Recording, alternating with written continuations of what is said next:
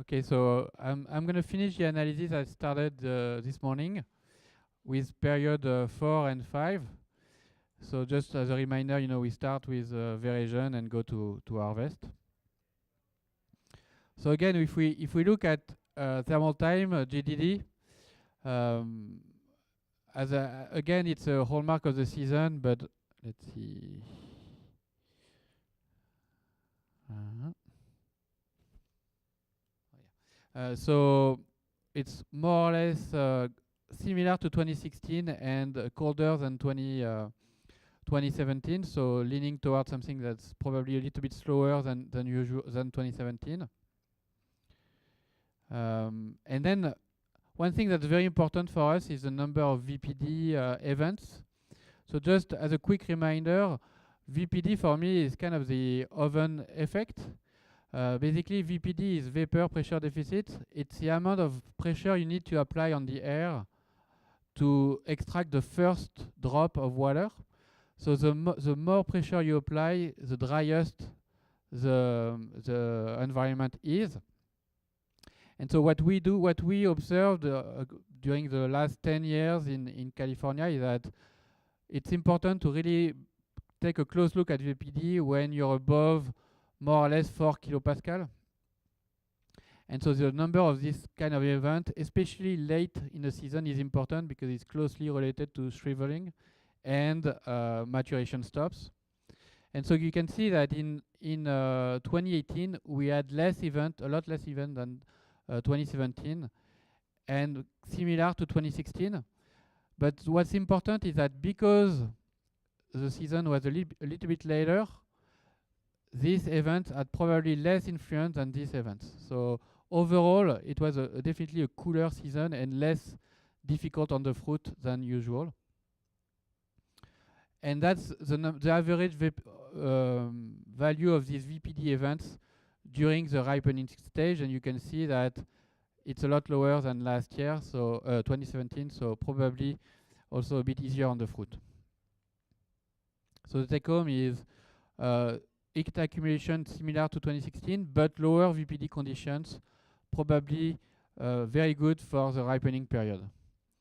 So in terms of, as we saw earlier this morning, there was a chance that the berry would be larger, but because you had less heat and less VPD event, you probably had less impact of this heat on the berry volume. And in terms of color accumulation, because you had less heat waves, it was probably better to get a smooth color accumulation across the ripening period. In terms of vine water stress profile, what happened? So this is the WDI, so also a quick reminder. With the SAPflow, we basically measure transpiration, and using weather data, we basically, from transpiration, we compute WDI, water deficit index. The water deficit index is when there is no stress, it's 100%, and when the plant is dead, it's 0%. And so the higher the WDI, the less deficit you have. So we see that in 2018, if we average what happened on periods 3, 4, and 5, you see that WDI was a lot higher than 2017 and a lot more than 2016. So for sure, less water deficit during this period. It's also true for Cabernet Sauvignon in Sonoma.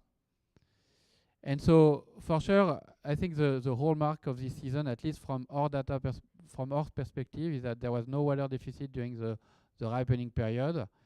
And so in terms of interpretation, it was probably pretty positive to maintain the vine in a state where it could really go through maturation.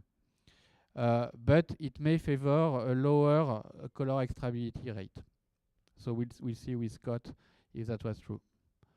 And so to summarize, the main traits of 2018, a lack of early water deficit probably induced larger berries. A delayed temperature accumulation during period 2 and 3 delayed also the ripening in period 4 and 5, so probably a later season. And the lack of heat wave allowed us to maintain a higher berry volume, even if the period 5 is decoupled from period 4. So what is unique about 2018? Definitely the fact that it was less high VPD events, and that the high WDI and delayed a little bit sugar loading. But and also the fact that the favorable climatic conditions in period 5 were also probably a good thing for maturity, polyphenol maturity. And so at the end of the day, that's what we call a winemaker vintage, where basically, as a winemaker, you really have a lot of options to do to basically reach your production objectives. Thank you very much.